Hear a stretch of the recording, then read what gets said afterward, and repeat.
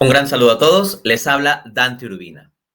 Hace unos días había publicado un video de refutación a César Vidal sobre la cuestión de Martín Lutero y la Reforma. Pues bien, vamos a seguir profundizando en estos asuntos asociados a Martín Lutero y la Reforma protestante, la llamada Reforma, pero esta vez le toca el turno al señor Miguel Núñez. Miguel Núñez es un famoso teólogo dominicano de la vertiente bautista reformada. Es pastor principal de la Iglesia Bautista Internacional y presidente de Ministerios Integridad y Sabiduría. Asimismo, ha sido codirector del famoso programa televisivo Respuestas, Verdades Absolutas para un Mundo Relativo. Y también tiene el grado de Doctor in Ministry por el Seminario Teológico Bautista del Suroeste. Hago una pequeña precisión sobre este asunto de lo que es el Doctor in Ministry, ¿no? Porque no necesariamente todos están familiarizados con esto.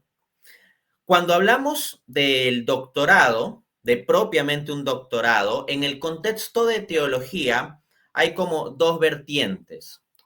Una es propiamente el PhD, o en ocasiones como es en teología es el THD, Theological Doctor o Philosophical Doctor in Theology. Así sería en habla inglesa, en habla hispana sería lo que se llama doctor, ¿no? Clásicamente lo que tenemos ahí es un tipo de doctorado en investigación. El doctorado en investigación, Doctorate in Research, culmina con un grado de doctor o PhD, para decirlo con la forma en habla inglesa. Implica llevar los estudios de doctorado centrados sobre todo en habilidades para la investigación académica y realizar una tesis al más alto nivel de rigurosidad, la cual tiene que ser pues defendida, publicada, etcétera. Esa es una vertiente. Lo otro, en el caso de teología, es el Doctor in Ministry, que traducido sería como un doctorado en ministerio.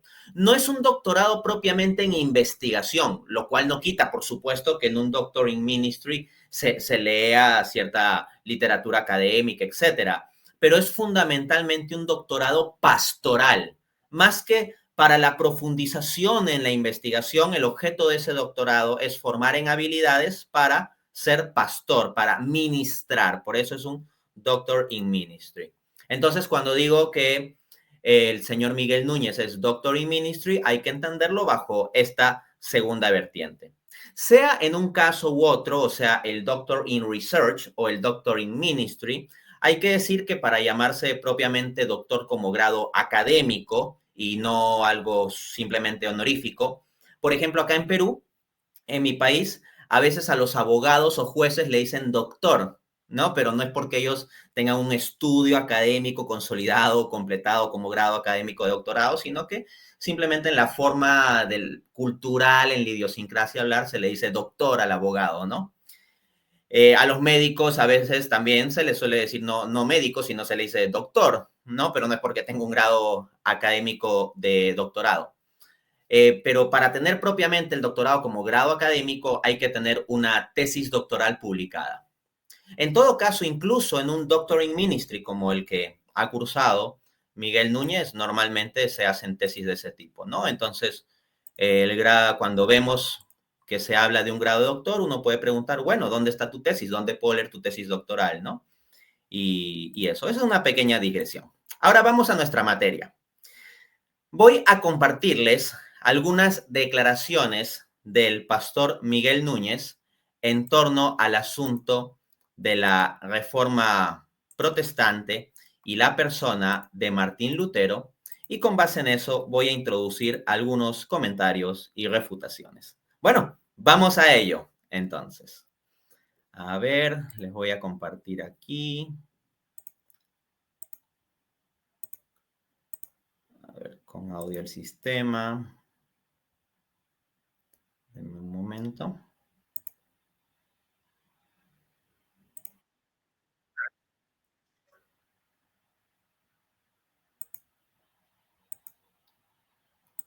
Denme un segundito aquí. Ya, aquí. Pero nosotros no podemos olvidar por un lado, que sin ese movimiento nosotros no tendríamos salvación.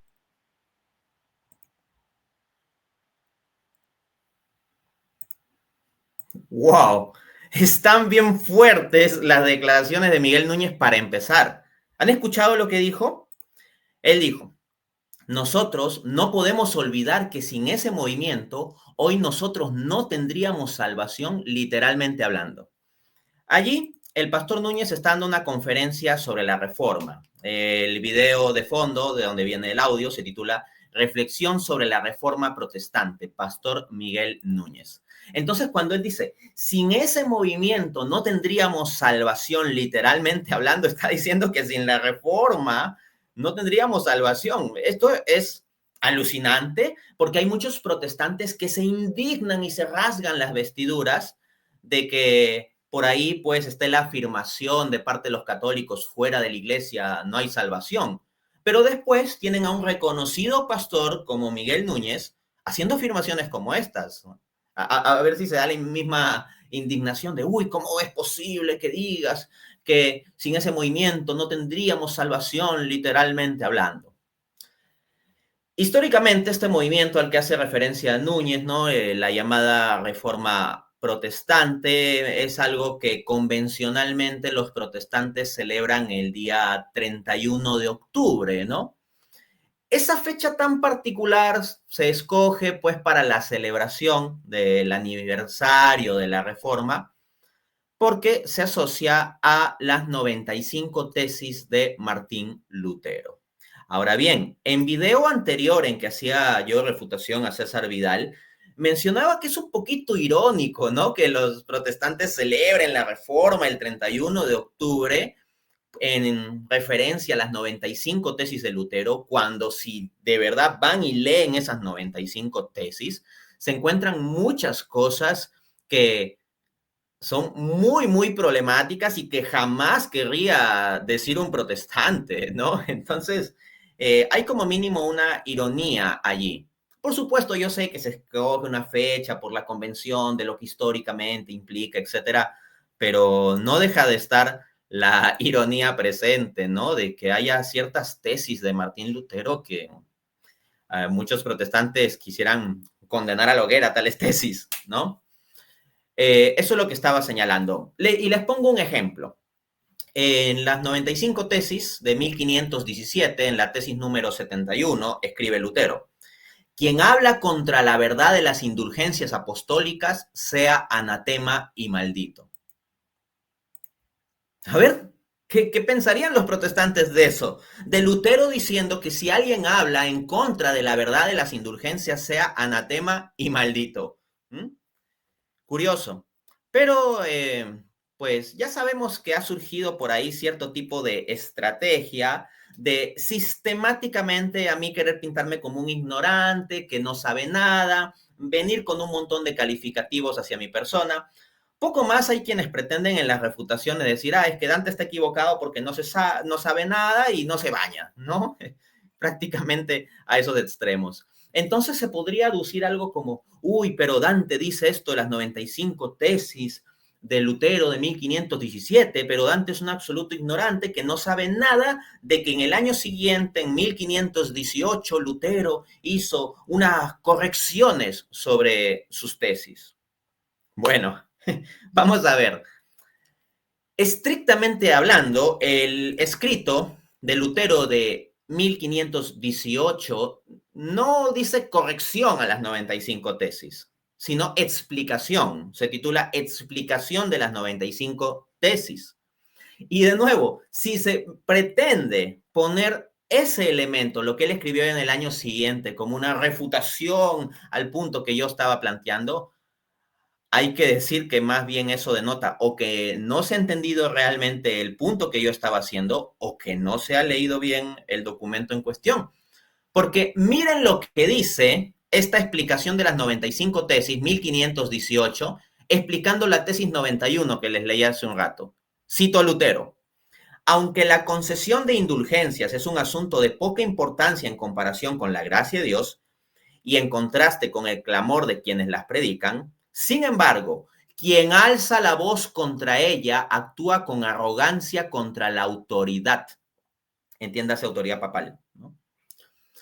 Por lo tanto, merece ser maldecido, ya que la obediencia eclesiástica al Papa es tanto más admirable cuando renuncia a su propio sentimiento en cosas menores y se humilla. Pero sea cual sea la verdad sobre las indulgencias, hasta aquí se ha discutido bastante y todavía se espera la decisión de la Iglesia. Fin de cita. Así que lo de 1518 no refuta mi punto, lo refuerza, porque también en ese documento existen pasajes que son problemáticos para los protestantes, de los cuales no se pueden enorgullecer. Dicho en sencillo, lo que acaba de decir Lutero es que aunque el asunto de las indulgencias no sea lo más importante, aún así no se las puede descartar, alzar la voz contra ellas con arrogancia, porque eso sería actuar con arrogancia, dice Lutero, contra la autoridad. Y más bien Lutero resalta que se debe la obediencia eclesiástica al Papa. Y finalmente dice que sobre esta discusión de las indulgencias, todavía se espera la decisión de la Iglesia, no de un movimiento rupturista protestante, sino la decisión de la Iglesia.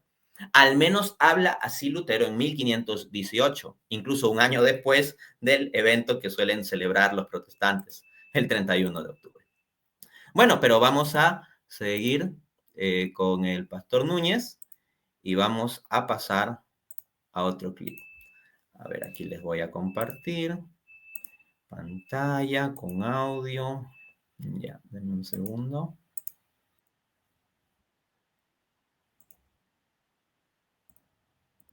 $10 siglos, 1000 años, el siglo V al XV, había sido secuestrado, había sido abandonado.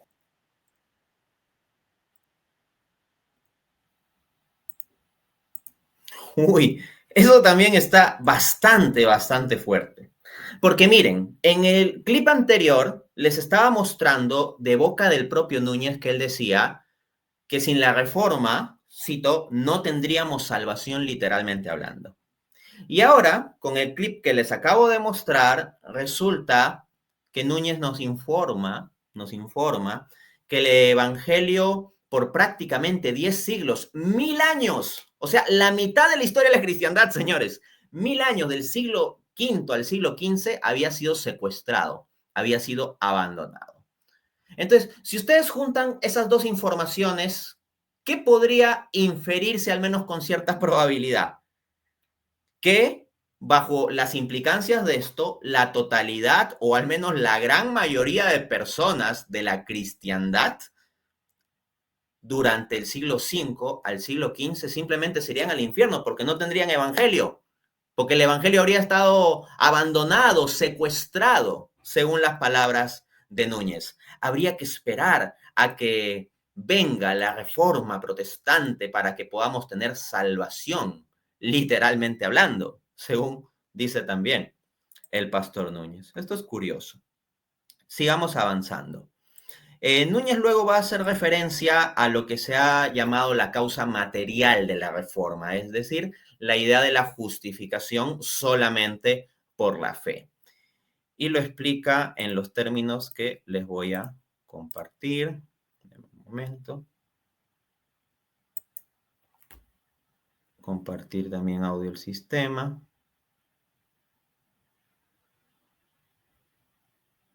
Ya, a ver, un segundo.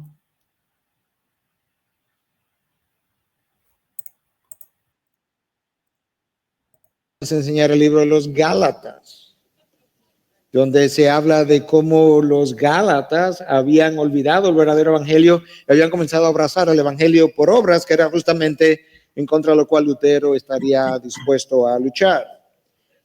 Un año después, 1500.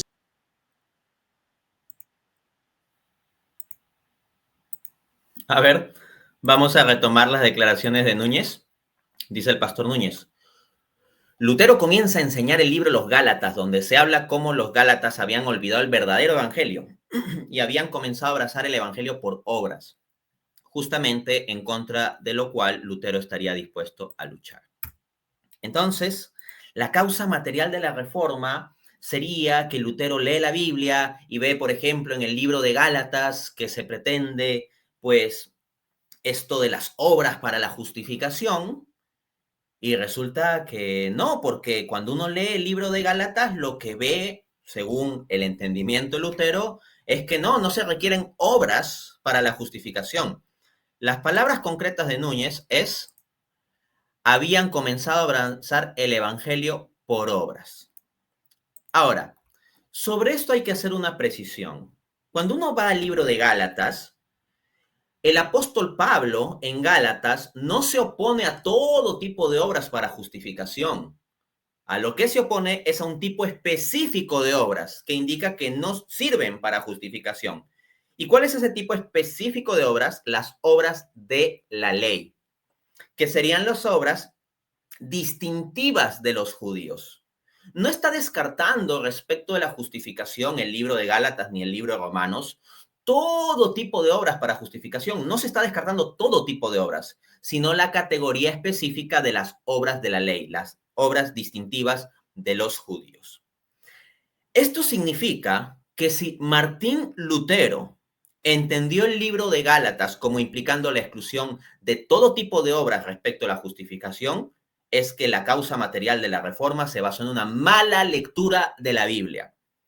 Y sí, ya sé que saldrán a decir: Dante Urbina es un ignorante que no sabe nada de la justificación, de la reforma, etc. Bueno, digan lo que quieran, pero vean lo que dice el académico protestante, PhD por la Universidad de Queensland, Michael Beard, en el artículo Progressive Reform Response en James Bale Paul Rhodes, editores, Justification 5 Views, InterVarsity Press, Dorners Grove, 2011, capítulo 3. Cito a Michael Beard. La principal preocupación de Pablo en Gálatas y Romanos no era refutar la salvación por obras según el Concilio de Trento. Pablo argumentó que los gentiles no tienen que convertirse en judíos para convertirse en cristianos. Lo que nos está diciendo Michael Beard es que si se lee la carta a los romanos o la carta a los gálatas como implicando descartar todo tipo de obras, ese no era el enfoque de Pablo. El enfoque de Pablo era la cuestión de descartar las obras distintivas de los judíos. Y esto es un grave problema porque, como digo, la reforma misma estaría naciendo con una malinterpretación en lo que es su causa material, la doctrina de la justificación. Y al respecto, les presento una cita de otro académico protestante, PhD por la Universidad de Notre Dame, Matthew Bates, quien en su libro Salvation by Allegiance Alone, Baker Academy, Grand Rapids, 2017, capítulo 5, dice: los reformadores protestantes habían proyectado falsamente sus concepciones caricaturizadas de la enseñanza católica medieval en el judaísmo antiguo. Fin de cita. ¿A qué hace referencia esto del judaísmo antiguo? Este judaísmo que daría lugar a los judaizantes en la iglesia temprana, contra los cuales estaría luchando Pablo en la epístola a los romanos y la epístola a los gálatas. Entonces, pensar que la concepción católica sobre las obras para justificación puede ser identificada con las tendencias judaizantes en torno a las obras de la ley contra las cuales lucha Pablo en Romanos y Gálatas sería caer en una malinterpretación. Pues bien, Lutero falsamente había proyectado su concepción caricaturizada sobre la visión católica a los enemigos judaizantes de Pablo en la epístola a los Gálatas. Entonces, si Miguel Núñez nos está diciendo que Lutero comienza a enseñar el libro de los Gálatas, lo estoy citando, donde se habla sobre cómo los Gálatas habían olvidado el verdadero evangelio y habían comenzado a avanzar el evangelio por obras, acá hay una precisión que falta: por obras de la ley, por obras de la ley. En cambio, Lutero extrapoló las cosas más allá de lo que correspondía al contexto de la carta a los Gálatas. Ahora, aquí, por supuesto, viene otra falacia de hombre de paja de parte de ciertos protestantes. Van a venir a decir cosas como: este Dante Urbina es un total ignorante de Lutero, no sabe nada de Lutero, no sabe nada de la Reforma, porque Dante Urbina acusa a Lutero de negar del todo las buenas obras. Cuando miren, hay tales y tales escritos en que Lutero habla de las buenas obras. Eso es una gigantesca falacia de hombre de paja. Atacan argumentos que no sostengo en lugar de atacar los verdaderos argumentos. Yo no digo que Lutero niegue absolutamente todas las obras para todo tipo de fin o circunstancia. Si se ve con cuidado mis palabras, lo que digo es que Lutero niega las obras para justificación.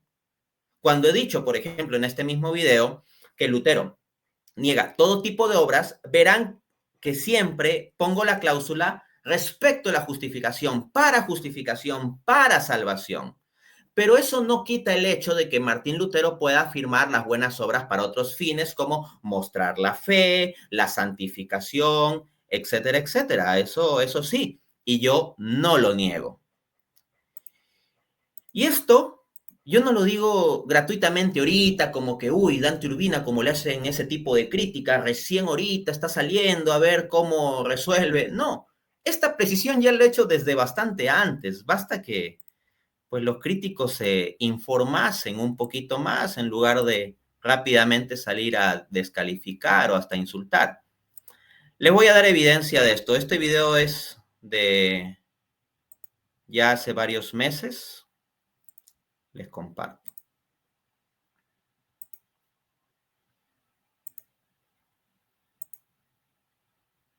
Un segundo. Salvación. Yo creo que es ahí el punto. Entonces, exacto, o sea, mi punto no es cometer la falacia hombre de paja de decir que los protestantes están en contra de las obras. No, no, no. Claro. Mi punto es que dicen que las obras no están implicadas en la justificación misma. Y lo probé mostrando citas de Lutero y de Calvino. Entonces, ahí está, señores. Hay protestantes que me llaman ignorante diciendo que yo sostengo que Lutero está en contra de las obras, para todo en general, etcétera. No, lo que digo es que Lutero está en contra de la idea de que las obras puedan contribuir para la justificación, pero que Lutero afirme las obras para otros contextos, otros fines, no lo niego. Es más, les voy a mostrar un pasaje también de ya hace varios meses en que cito explícitamente a Lutero hablando sobre las buenas obras. A ver, aquí les comparto. A ver, ya.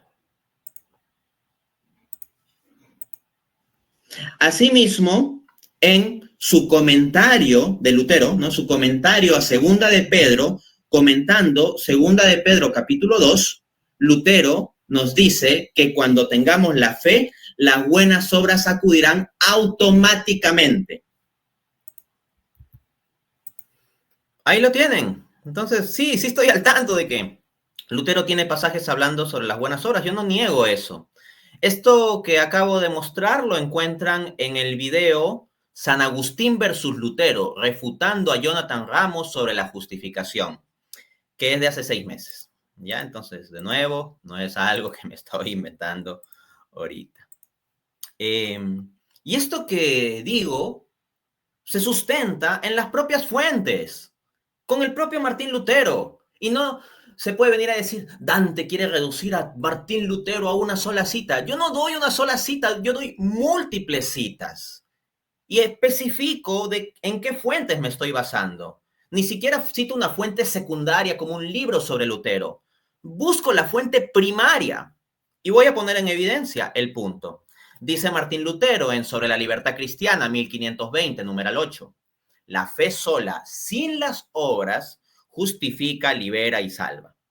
Martín Lutero, en el mismo libro, en el numeral 10, agrega, al cristiano le basta con la fe, no tiene necesidad de obra alguna para ser justificado.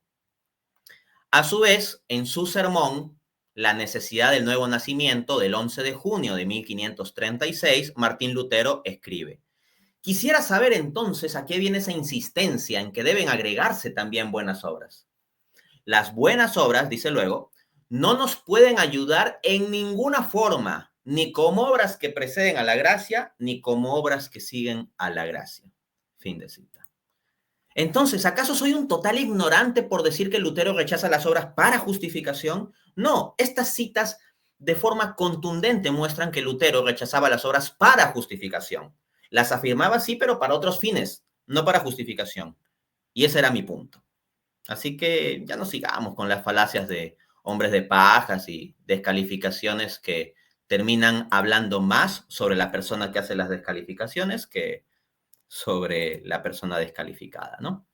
Bien, vamos a seguir con Núñez. Ya hablamos sobre la sola fide, ahora vamos sobre la sola escritura. A ver, déjenme ver aquí. Ya. Compartir con audio el sistema. A veces olvido yo. Déjenme configurar acá. Ya está.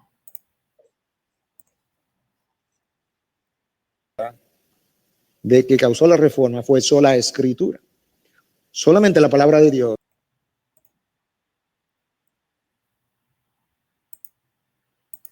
Bueno, acá tenemos al pastor Núñez diciendo que el principio formal que causó la reforma fue la sola escritura. Por principio formal se entiende el principio fundamental, sustancial, y Núñez dice que causó la reforma. Entonces, con estas declaraciones, Núñez valida el punto que yo hacía en mi video pasado de crítica a César Vidal, que el asunto fundamental, formal, esencial de causa de la reforma no es meramente una cuestión moral de crítica sobre las indulgencias, las reliquias, tales devociones, no, sino el punto fundamental es de orden doctrinal, y a eso apunta ideas como la sola escritura o la justificación por la sola fe. Ahora, frente a esto, podría salir algún crítico apresurado a decir, Dante está cometiendo la falacia de conclusión desmesurada, porque Dante está diciendo que el movimiento de reforma no tiene absolutamente ninguna dimensión o conexión con el asunto práctico o moral, lo cual es obviamente falso, dado que Lutero habló sobre el asunto de las indulgencias, la liturgia, los abusos, las prácticas supersticiosas. ¿Cómo se ve que Dante no sabe nada? Bueno, digan lo que quieran, acúsenme de falacia y conclusión desmesurada, pero la verdad es que si se me acusa de ello es porque primero se está cometiendo de parte de tales tipos de críticos una falacia de hombre de paja. Yo en ningún momento digo que, tomándose bien mis palabras en contexto, el aspecto práctico, moral o pastoral esté absolutamente excluido para todos los fines de la cuestión de la reforma. Yo no digo eso. Lo único que yo digo es que ese aspecto no es el fundamental. Decir que no es el fundamental no significa negar que tenga un rol. Simplemente significa decir que ese rol que tiene no es el rol fundamental. Y de nuevo, yo hablo con evidencia. Les voy a mostrar cómo esta no es una idea que estoy inventando ahorita, sino si se escuchase con cuidado, con atención, mi video de crítica a César Vidal, se encuentra esto. Vamos a compartir.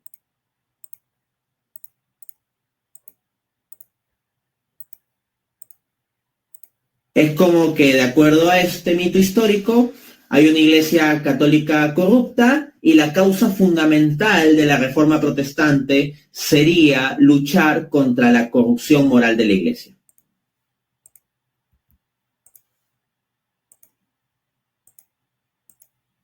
Voy a compartir otro clip más para que la evidencia quede completa y quede en evidencia algún crítico que se base en no escuchar bien y después lo califica a uno de ser un mal analista o un mal crítico. De nuevo, la discrepancia fundamental de Lutero con la Iglesia Católica no fue simplemente el asunto de la práctica de las indulgencias, ni es la explicación fundamental sobre la Reforma Protestante. Entonces, no tiene sentido venir a pretender refutar a Dante Urbina diciendo, mira, pero es que Lutero habló sobre las indulgencias, sobre las prácticas supersticiosas, sobre los abusos, sobre cuestiones de liturgia, etc. Yo no estoy negando eso. Lo que dicen mis palabras en ambos clips de video que le he mostrado es que la causa fundamental no sería el mero asunto práctico. No estoy negando que haya una dimensión práctica, simplemente digo que no es la fundamental. ¿Y quién me daría la razón en esto? El mismísimo Martín Lutero, que en sus conversaciones de sobremesa de 1566 dice: nuestro modo de vida, habla sobre los protestantes, ¿no? Nuestro modo de vida es tan malo como entre los papistas. Wycliffe y Huss atacaron la conducta inmoral de los papistas, pero yo principalmente me opongo a su doctrina. Ahí está. Es correcto lo que estoy planteando sobre Lutero. La causa fundamental o principal es una controversia de orden doctrinal. Y Lutero, en estas palabras, lo pone en contraste con el asunto del mero juicio sobre la conducta inmoral. De hecho, dice que el modo de vida, en tanto moral o inmoral, entre protestantes es tan malo como entre católicos. Si quieren quejarse de que se diga eso, vayan y quéjense con Lutero, que lo está diciendo al menos según esta fuente, que no es una fuente católica, por cierto. Las conversaciones sobre mesa es una recopilación de palabras de la boca de Martín Lutero. Vamos a seguir con el asunto de sola escritura, escuchando al pastor Núñez. Entonces, les voy a compartir otro clip. A ver, déjenme configurar aquí. Ya. A ver, presentar, compartir pantalla. Y no soy bueno para estas herramientas. Ya. Compartir. Unánime que ese era el caso, pero los concilios pueden errar. Solo la palabra de Dios tiene la autoridad para dirigir al hombre en los asuntos que tienen que ver con su salvación. Y eso comienza a propagarse de tal manera. Bien, seguimos con el asunto de sola escritura. Entonces, dice el pastor Núñez, solo la palabra de Dios, que cuando él dice esa frase se refiere a la forma escrita nomás, la Biblia, tiene la autoridad para dirigir al hombre en los asuntos que tienen que ver con su salvación. Pues bien, efectivamente ese es el tipo de proclama de Lutero, que los concilios pueden errar y que a final de cuentas la única instancia que no va a errar sería la escritura y nada más, punto, ¿no? Lutero, en la Dieta de Worms de 1521, dice lo siguiente, las famosas palabras: a menos que se me convenza por medio de testimonios de la escritura y argumentos claros de la razón, y no apelando a papas y concilios que a menudo han errado y se contradicen entre sí, mi conciencia es cautiva de la palabra de Dios. Esas son las palabras de Lutero. Como ya señalé en mi video de crítica a Vidal, el problema con estas palabras de Lutero es que cuando él apela a eso, inevitablemente está apelando no de forma inmediata a la palabra de Dios, sino a su interpretación sobre la palabra de Dios. Frente a esto, algún protestante podría salir a acusar diciendo: ahí se ve claro que Dante es un ignorante que no sabe nada de la reforma ni del principio sola escritura, pues nosotros los protestantes no nos basamos en la interpretación personal, sino en el principio hermenéutico de la intentio autoris. Lo que afirmamos los protestantes es el libre examen, no la libre interpretación. Bueno, suena muy bonito en teoría, pero vamos a ver cómo es la realidad. En la práctica, si uno examina las escrituras, hace un examen de las escrituras, inevitablemente las interpreta. Pero claro, ahí podría saltar algún crítico protestante diciendo: no, pero es que no es la interpretación personal, sino el principio hermenéutico de la intentio autoris, la intención del autor, lo que el autor original quiso decir. Bonito intento de escapatoria, pero pregunta: ¿quién decide cuál es la intentio autoris? Al final de cuentas, la persona que está leyendo. Al final de cuentas, eso es inevitable. A menos, claro está, que se sujete a una instancia magisterial que considere como infalible. Porque mientras la considere falible, ojo, mientras la considere falible puede decir, sí, yo tengo mis confesiones, mis credos y no sé cuántos, pero a la hora y la hora puede decir, oye, pero esa instancia magisterial, como es falible, puede haber fallado en entender este pasaje de la Escritura. Y en entender ese pasaje según entendido por quién, por la persona que está leyendo. No es que resucita el apóstol Pablo o que resucita el apóstol Juan a decir cuál es la interpretación auténtica de sus escritos. En el coloquio de Maburgo, en que Martín Lutero y Zwinglio discutían sobre la interpretación de las palabras, esto es mi cuerpo, de Mateo 26, 26, viendo si es que implican una presencia real de Jesús en la Eucaristía, como afirmaba Lutero, o es algo simplemente simbólico, como afirmaba Zwinglio. No es que de repente iba a resucitar Mateo y decir, yo, el autor Mateo, escribí esto con la intención de comunicar tal cosa y por tanto Lutero tiene razón o Zwinglio tiene razón. No, señores. Al final de cuentas, esto termina siendo una cortina de humo, la apelación a la intentio autoris para decir que, bueno, no se trata de la interpretación personal, porque quien decide cuál es la intentio autoris sería cada lector, bajo al menos ese tipo de paradigma. Entonces, Lutero decidía que la intentio autoris, la intención del autor en Mateo 26, 26, implicaba una cosa. Y Zwinglio decidía que el intentio autoris de Mateo 26, 26 implicaba la otra. Entonces, esto es inevitable. Entonces, Lutero en la dieta de Worms dice que los concilios pueden fallar, pero él dice, mi conciencia es cautiva de la palabra de Dios. Entonces, la crítica que yo hago es, no, tu conciencia es cautiva de tu interpretación de la palabra de Dios. Y si se me tilda de ignorante por hacer esa crítica, vayan y díganle ignorante también al académico protestante Kate Mattinson, PhD por el Whitefield Theological Seminary, que en su artículo Sola Scriptura, The Difference a Bowell Makes, publicado en la revista académica Modern Reformation, volumen 16, número 2, 2007, apunta, cito, todas las apelaciones a la escritura son apelaciones a interpretaciones de la escritura. La única cuestión real es la interpretación de quién. La gente con diferentes interpretaciones de la escritura no puede volver a la Biblia, poner la Biblia sobre una mesa y pedirle que resuelva sus diferencias. Por ejemplo, si quien apelase a este asunto de la intención del autor dijese, este Dante Urbina no entiende nada, ¿cómo va a decir esto de que vaya a resucitar Mateo para decir cuál era la interpretación auténtica de Mateo 26, 26, etcétera? Si piensan que esa es una crítica fuera de lugar, pues miren, eso que digo prácticamente es idéntico o correspondiente a lo que acaba de decir Mattinson. La gente con diferentes interpretaciones de la escritura no puede poner la Biblia sobre una mesa y pedirle que resuelva sus diferencias. En esta analogía, así como yo hacía la analogía de Mateo apareciendo para decir si Lutero, Calvino o Zwinglio tenían la razón en el coloquio de Maburgo, pues con lo que acaba de decir Mattinson, la figura sería como que la Biblia comience a hablar y diga, miren, Lutero tiene razón, Zwinglio se equivoca, o al revés, Zwinglio tiene razón, Lutero se equivoca. No. Todas las apelaciones a la escritura son apelaciones a interpretaciones de la escritura.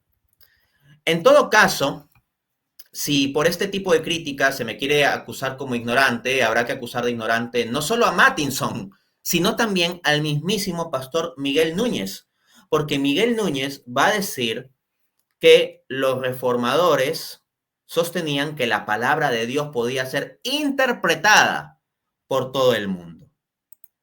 Interpretada por todo el mundo.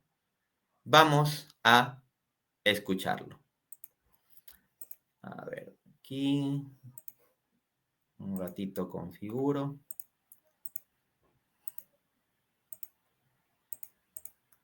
Audio del sistema. Sí, ya está.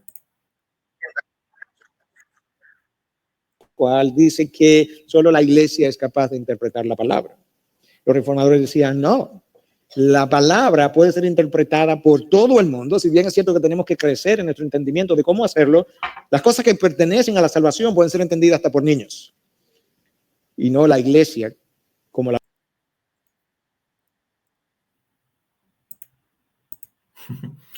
Ahí lo tienen, señores. Miguel Núñez no está diciendo simplemente, como parte de la reforma, el tener libre acceso, libre examen de las escrituras, sino está diciendo todo el mundo puede interpretarla, que hasta los niños pueden entender las cuestiones asociadas a la salvación. Es muy curioso que Núñez, siendo calvinista, diga eso, cuando en cuestiones asociadas a la salvación, cruciales, por ejemplo, algo tan crucial como si la salvación se pierde o no se pierde, si hay una predestinación incondicional o no, si la expiación de Cristo alcanza o provee salvación para todos universalmente o solo para un grupo particular de elegidos. O sea, cuestiones tan fundamentales sobre la salvación son motivo de sangrientos debates entre protestantes, en particular entre calvinistas y arminianos, con todas las digresiones y matices también que puede haber dentro de ellos. Hay calvinistas de 4 puntos, sobre el tema de la seguridad de la salvación, dentro de autores que al menos se autoproclaman como arminianos, hay también divergencias, etcétera. Entonces, los más grandes académicos protestantes discuten sobre cuestiones fundamentales de salvación, pero Núñez nos dice, las cuestiones asociadas a la salvación son tan evidentes que hasta la entienden los niños, y la Biblia puede ser interpretada por todo el mundo. No solo dice examinada, dice interpretada. Bueno, vamos a seguir con esta refutación. Profundizando con este asunto de la sola escritura, les presento otras declaraciones del pastor Núñez. A ver, configuremos aquí, ya está esto. Acá.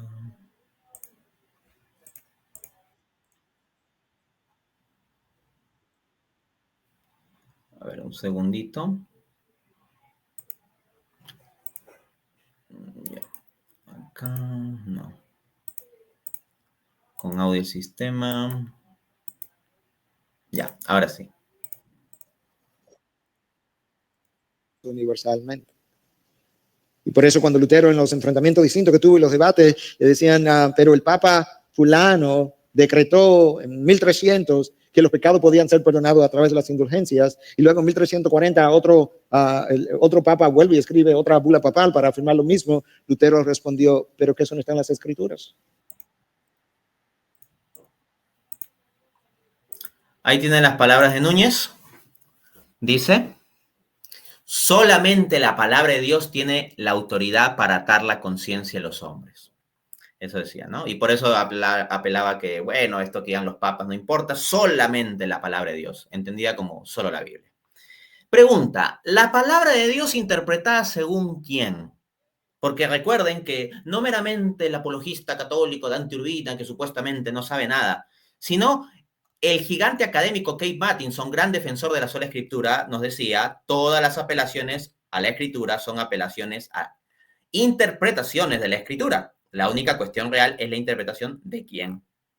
Eso es lo que hay que ver, la interpretación de quién. Y ahí surge el peligro de que haya tantas interpretaciones como cabezas. Y esto ya lo descubrió Martín Lutero lamentándose en su carta a los cristianos de Amberes de 1525. Cito: este niega el bautismo, el de más allá cree que hay otro mundo entre el nuestro y el día del juicio. Unos dicen que Jesucristo no es Dios, otros dicen lo que se les antoja. Hay tantas sectas y opiniones como cabezas. No son declaraciones de un apologista católico viendo como sea de decir que hay división en el protestantismo. Son palabras de Martín Lutero. Y esas no son diferencias de aplicación meramente, son diferencias fundamentales de interpretación. Si alguien me va a venir con la caricatura de decir, no, los protestantes solo tenemos diferencias en la aplicación de la Biblia, no es que sea una cuestión doctrinal o unas divergencias de la interpretación, sino solo son diversidades de aplicación. Esa no se la cree nadie, ni siquiera necesito refutar eso, ¿no?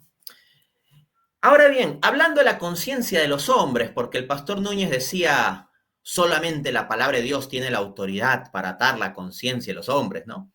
Hay quienes aducen que la libertad de conciencia se la debemos a la Reforma y que prácticamente deberíamos dar gracias a Martín Lutero por cada vez que podemos pensar y hablar con libertad sobre asuntos religiosos. Que está la sombra de Lutero en cada manifestación de libertad de conciencia de parte de cada uno de nosotros. Bueno, bonito discurso. Ahora vamos a las fuentes. Dice Martín Lutero en sus Sermones para el Hogar de 1533, cito, las autoridades terrenas llevan la espada para prevenir todo escándalo. Y también ahí dice, pero el escándalo más peligroso y horrible es cuando penetran la falsa doctrina y la falsa adoración. Las autoridades deben resistir ello fuertemente. Eso no me suena mucho a libertad de conciencia o que debo agradecer a Martín Lutero cada vez que pueda usar libertad de expresión en el asunto religioso. A su vez, Martín Lutero, en su carta al príncipe Alberto de Prusia de febrero de 1532, escribe, recientemente Dios ha castigado notoriamente a la desgraciada gente de Suiza, a Zwinglio y a sus seguidores. Luego agrega, por eso le advierto, su excelencia, y espero que evite a esa gente y no la tolere en su tierra. Y también dice, porque si usted permite a alguno enseñar contra la doctrina mantenida larga y unánimemente por la Iglesia, pudiendo prevenirlo, ello puede implicar un insoportable cargo de conciencia. Les pongo un pequeño elemento de contexto, amigos míos. Lutero escribe esto en 1532 y dice que Dios ha castigado notoriamente a Zwinglio. ¿Saben qué había pasado en 1531? Que Zwinglio murió en guerra, cayó en guerra. Entonces, cuando Lutero está hablando aquí sobre Dios castigando, está hablando de Dios, o sea, disponiendo la muerte de Zwinglio, así como castigo, ¡pum!, muere Zwinglio. Están fuertes esas palabras de Lutero, y bajo ese contexto es que anima al príncipe Alberto de Prusia a no tolerar tipos de visiones de falsa doctrina como Zwinglio en su tierra. No me suena mucho a libertad de conciencia, ¿ok? Asimismo tenemos el caso de Miguel Servet en la Ginebra de Calvino. Sobre eso yo ya he hablado en el video que hice de crítica a César Vidal. Ahora, podría alguno salir a decir cosas como, pero Calvino al respecto sobre lo de Servet dijo esto, lo otro. No quería que la muerte de Servet fuese por el método de ser quemado en la hoguera, porque eso es doloroso. Ok, digan lo que quieran, pero con todo eso no pueden borrar el hecho histórico de que Calvino, de su puño y letra, escribió lo siguiente, en referencia a Miguel Servet. Si él, o sea Servet, viniere, nunca lo dejaría salir con vida, en tanto mi autoridad sirva de algo. Fin de cita de palabras de Calvino en su carta a Farel del 13 de febrero de 1546. El mismo Calvino diciendo explícitamente, no lo dejaría salir con vida. Entonces está bien, pueden hacer sus matices sobre el asunto de Servet, pero no pueden borrar este hecho histórico. No pueden borrar el hecho de que Calvino realmente escribió esto. Ahora, alguno dirá, pero Ginebra sería para Servet como un refugio, porque lo perseguirían en países católicos. Bueno, ok, pero mírese lo que dice, no un apologista católico, sino el académico Rodney Stark, PhD por la Universidad de California, Berkeley. Cito, los anglicanos pronto comenzaron a quemar luteranos y a colgar a cualquier sacerdote católico que pudieran encontrar. A su vez, en la Ginebra de Calvino estaban prohibidos los luteranos y los católicos. Esto lo dice en el libro Bearings False Witness, Debunking Centuries of Anti-Catholic Historia, Templeton Press, West Conchos.com, 2016, capítulo 10. Entonces, insúltenme si quieren, ya estoy acostumbrado, llámenme ignorante, hijo del diablo, etcétera. Ok. Pero acá tenemos a un académico no católico como Rodney Stark afirmando el mismo punto que yo. Sigamos con Núñez sobre un poco el tema de Martín Lutero a nivel personal, ¿no? Cómo es que Lutero vive su espiritualidad, particularmente en ese periodo en que él eventualmente se va a lanzar con esto de la Reforma, 1517 y lo que siguió. Bueno, Núñez apunta algo muy, muy interesante sobre Lutero en ese contexto. Ahorita les comparto. Compartir pantalla, con audio el sistema. Martín Lutero se sentía bajo el dedo acusador de Dios todo el tiempo, no podía ni dormir. Está fuerte esa descripción sobre Lutero, ¿no? No alguien en contra de Lutero, sino Miguel Núñez dice, Martín Lutero se sentía bajo el dedo acusador de Dios todo el tiempo, no podía ni dormir.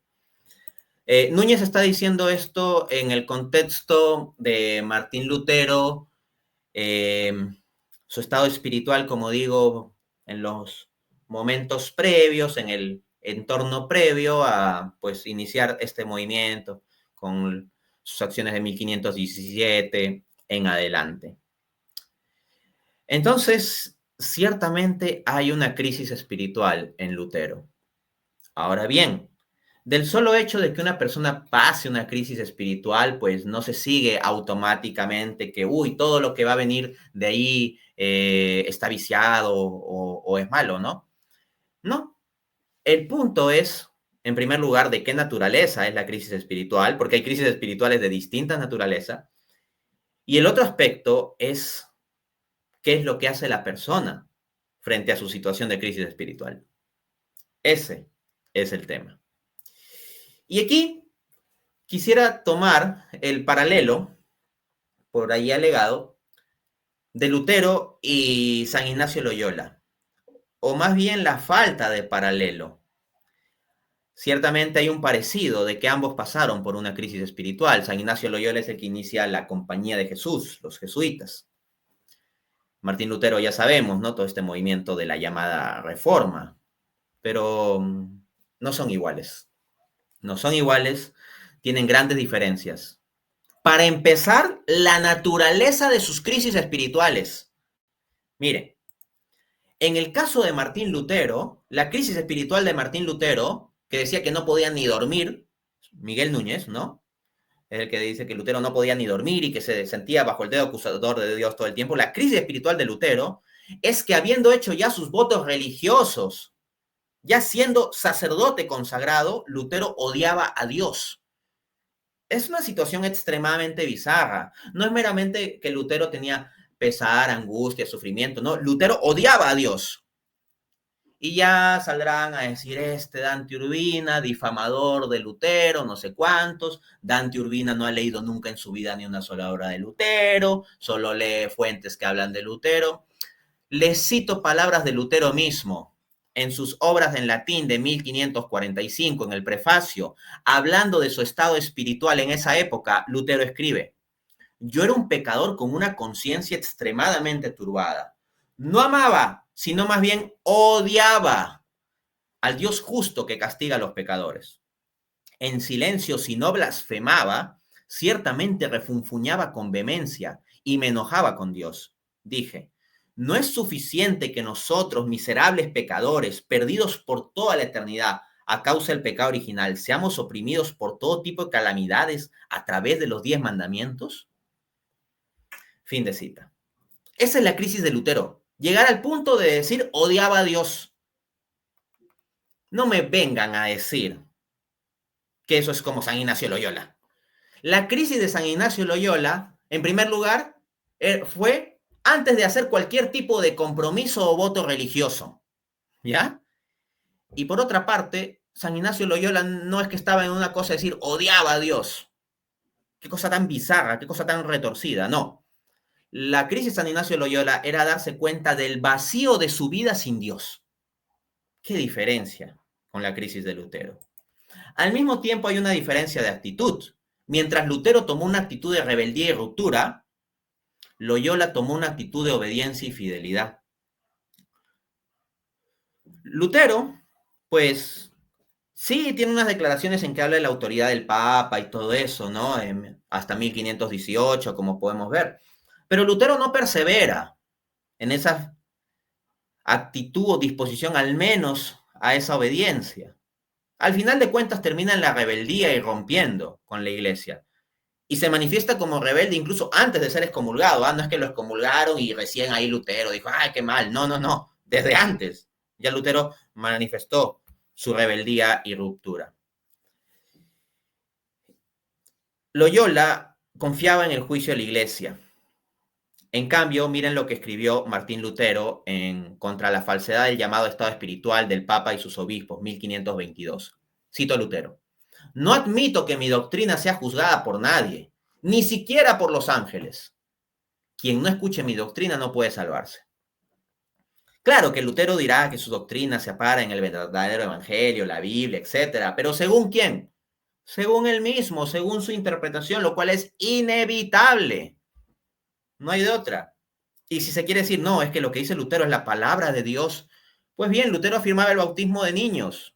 A ver, ¿cuántos de los críticos afirman el bautismo de niños? Yo sé que hay protestantes que afirman el bautismo de niños. No me vengan a decir que tampoco es eso. Pero lo que al mismo tiempo sí sé es que múltiples de los que exaltan a Lutero, o como decía César Vidal, en términos teológicos, Lutero tenía razón, ¿no? Varios de los que dicen, sí, Lutero, la palabra de Dios, no sé qué, no afirman el bautismo de niños, lo ven como una aberración, más bien, como una ruptura con el auténtico evangelio. Pues bien, esa supuesta ruptura estaría en Lutero mismo. Yo lo veo problemático, como mínimo. Asimismo, de verdad, no sigan con su falacia de falsa analogía de pretender comparar a Lutero con Loyola.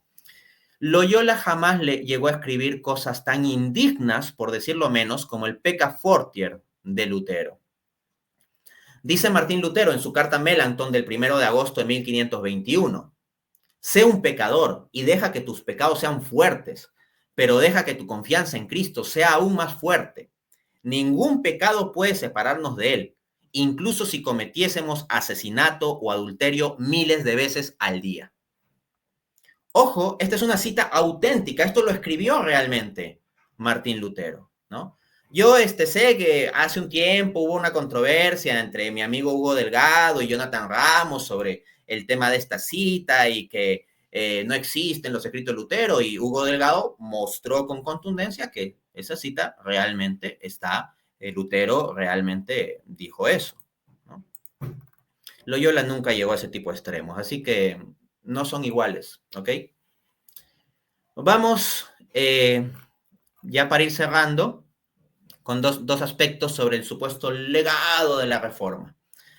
A ver, volvamos con Miguel Núñez sobre el asunto de la ética del trabajo, de la economía, etcétera, ¿no?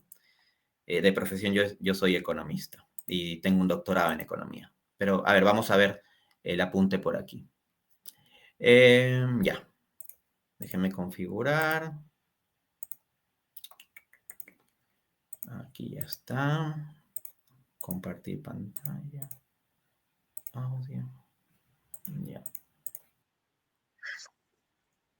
La reforma comienza a cambiar la forma de pensar, que incluso trajo una nueva ética de trabajo, caracterizada en esencia por diligencia, disciplina y frugalidad.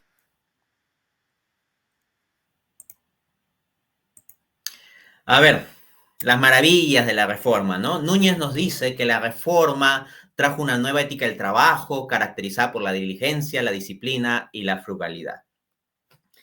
Diligencia, disciplina y frugalidad. ¿Acaso Núñez ignora el ora et labora de los monjes benedictinos que exaltaron y practicaron esas virtudes 1000 años antes de la reforma, siendo la regla de San Benito escrita en el año 516? 1000 años antes, ya los católicos tenemos diligencia, disciplina y frugalidad afirmadas, ¿ok? Claro, eso no va a significar que universalmente lo practique todo el mundo, como tampoco universalmente todos los protestantes son diligentes, disciplinados y frugales. Pero la ética del trabajo, ese principio, esa proclama, está allí en el catolicismo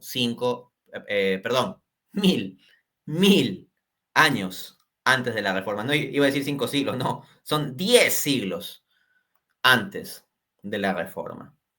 Ahora, por supuesto, con el modus operandi que vienen orquestando, podrían salir algunos a decir, Dante Urbina es un total ignorante porque él sí dice que es economista, ¿no? Pero él ignora la tesis de Weber. Dante, si fuera economista, debería conocer la tesis de Max Weber, que sostiene que la reforma trajo una ética protestante, ¿no? Que impulsó el capitalismo, una ética de trabajo que dio lugar al capitalismo, etcétera, etcétera.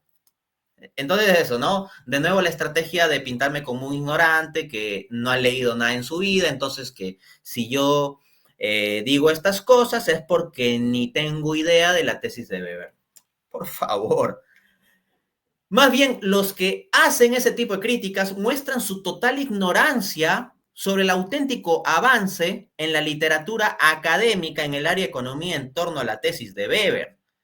Me vienen a sacar la tesis de Max Weber en su libro La ética protestante y el espíritu del capitalismo. Jajaja, Dante Urbina, acá toma, refutado, ni conoces eso.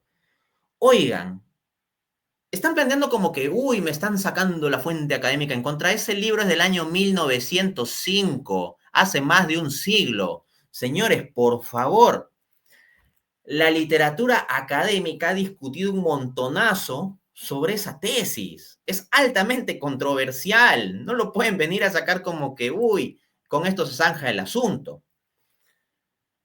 Y precisamente porque sí leo estudios académicos actualizados, en lugar de simplemente citar como la gran autoridad indiscutible a una tesis de hace más de un siglo, les doy la referencia de el artículo Pre-Reformation Roots of the Protestant Ethic, publicado en la revista The Economic Journal, la cual es una de las revistas más reputadas del área de economía, volumen 127, número 604, 2017, página 1756.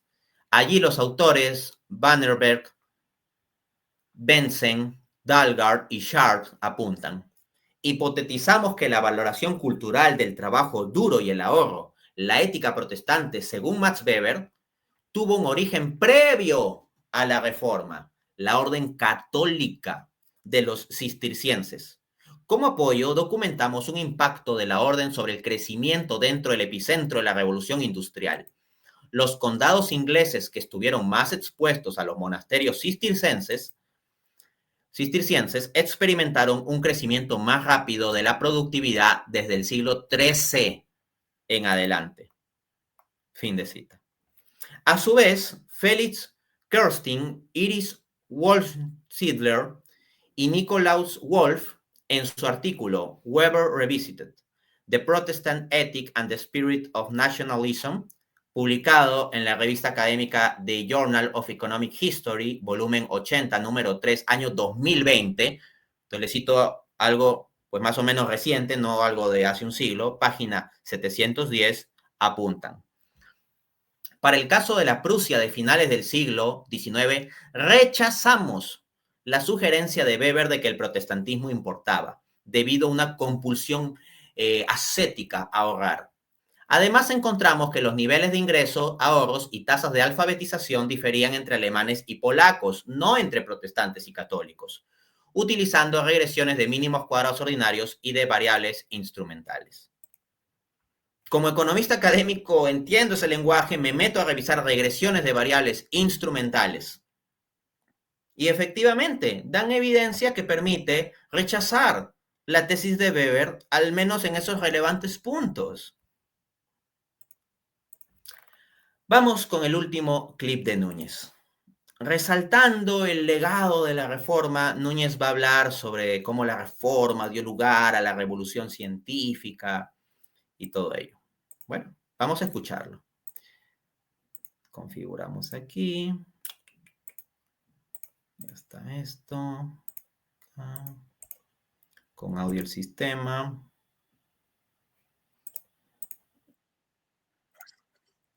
Padre de la genética Mandel era cristiano.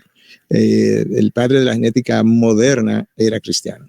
Padre del método científico. El padre del método científico. Blaise Pascal, físico, matemático, era un gran pensador cristiano, comprometido con la fe cristiana, como nosotros conocemos la fe. Entonces, Núñez estaba en este contexto hablando pues de la reforma, cómo aportó al pensamiento científico, la revolución científica que viene gracias a la reforma, la contribución de la reforma, etcétera. Pero en medio de eso, dice estas palabras donde hay un pequeñito detalle que omite. Él dice que el padre de la genética Mendel era cristiano y dice que Pascal era un gran pensador cristiano. Pero omite decir que eran cristianos católicos. En el caso de Mendel, dice, era cristiano. O sea, no un cristiano en general, era un sacerdote católico. En el caso de Blaise Pascal, pues, a ver, el contexto de Blaise Pascal es católico, no es un protestante. Hay un tema con las inclinaciones y vinculaciones al jansenismo de Blaise Pascal, ¿ok? Pero no es el protestantismo en cuanto tal, ¿no? Entonces, hay esa pequeña omisión de parte de Núñez. Ojo, yo no estoy diciendo que Núñez niegue que, por ejemplo, Mendel sea católico, un sacerdote católico. Lo que apunto es que es curioso que, pues, dice cristianos, cristianos nomás, y ahí cita a un sacerdote católico como Mendel, ¿no? Eso no es, o sea, automáticamente producto de la reforma. Sea lo que fuere, tenemos también lo que apunta Rodney Stark, PhD por la Universidad de California, Berkeley, y presidente de la Society for the Scientific Study of Religion. En su libro Bearing False Witness, capítulo 7, apunta: la afirmación de que la supuesta revolución científica fue obra de protestantes de cualquier tipo queda socavada por los datos. Y agrega, solo la mitad de las 52 estrellas científicas eran protestantes. Y con los ingleses eliminados, los católicos superaron en número a los protestantes por 26-11, lo que se aproxima a la distribución de protestantes y católicos en el continente en esa época. Entonces, no con una cita de Martín Lutero reduciendo toda la persona de Martín Lutero a una cita, sino con múltiples citas de Martín Lutero. Y citas no de apologistas católicos, sino de grandes académicos protestantes, han quedado refutadas las afirmaciones de Miguel Núñez. Muchas gracias, nos veremos en una siguiente ocasión.